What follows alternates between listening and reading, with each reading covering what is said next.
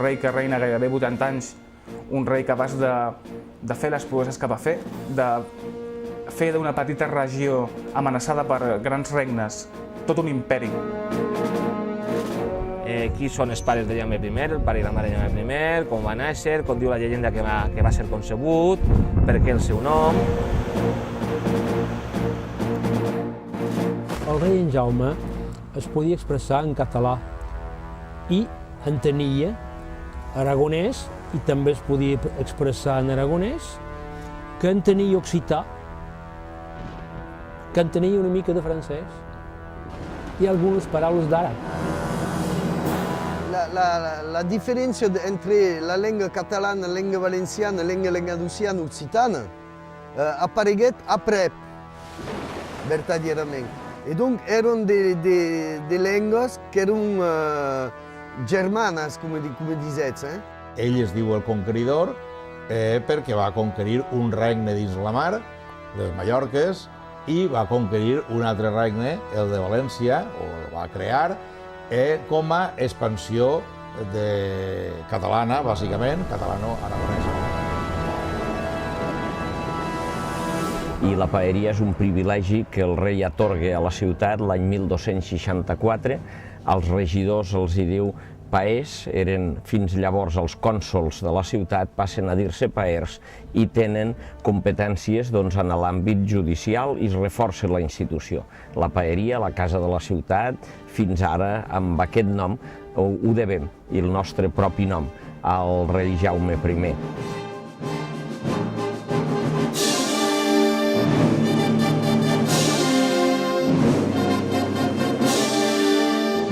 Al moment en què va decidir conquerir les Illes Balears, va decidir sortir, un dels ports d'on va sortir va ser d'aquí de Salou. Va sortir de diversos ports de la costa, però aquest va ser del port on van sortir més vaixells. Llavors, a partir d'aquí, ens documentem una mica i busquem la figura d'ell. El rei en Jaume és l'heroi fundacional, és l'heroi mític, és l'heroi èpic. No recorda en Jaume II ni en Jaume III més que com a noms de carrers. És el conqueridor, és aquell que cada any penja a cort amb un quadre magnífic i sempre se redueix tot a ell.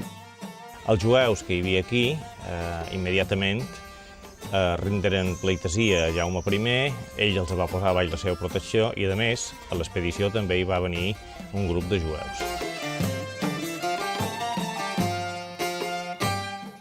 És innegable. L'afectació i el vincle que estableix la reina Violant amb el seu marit, en Jaume I, és determinant i en moltes ocasions Jaume I escolta molt bé els consells d'una reina que a més és d'una diplomàcia, d'un coneixement, d'una cultura realment sorprenent.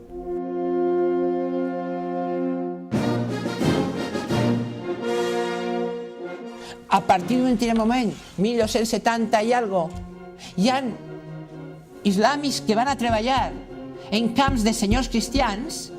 Els cristians que arriben com els del Far West a repoblar s'emprenyen de mala manera als islàmics. La llengua que es parla avui a València va venir portada per la gent del nord. No era la llengua que parlaven els valencians musulmans, que eren tan valencians com els d'ara. Jaume I identifica molts castellonencs i castellonencs que s'identifiquen en ell. Tenim l'hospital, l'avinguda, tenim de tot Jaume I i la universitat porta el seu nom.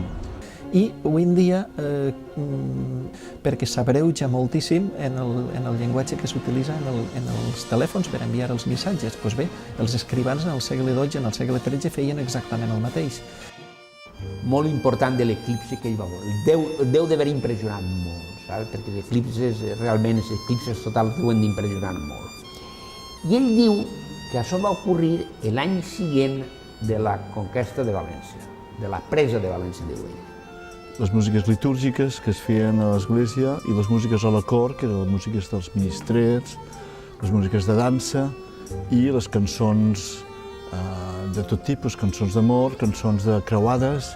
Recordem que estem en ple període encara de les creuades, la Guerra Santa per anar a conquerir Jerusalem.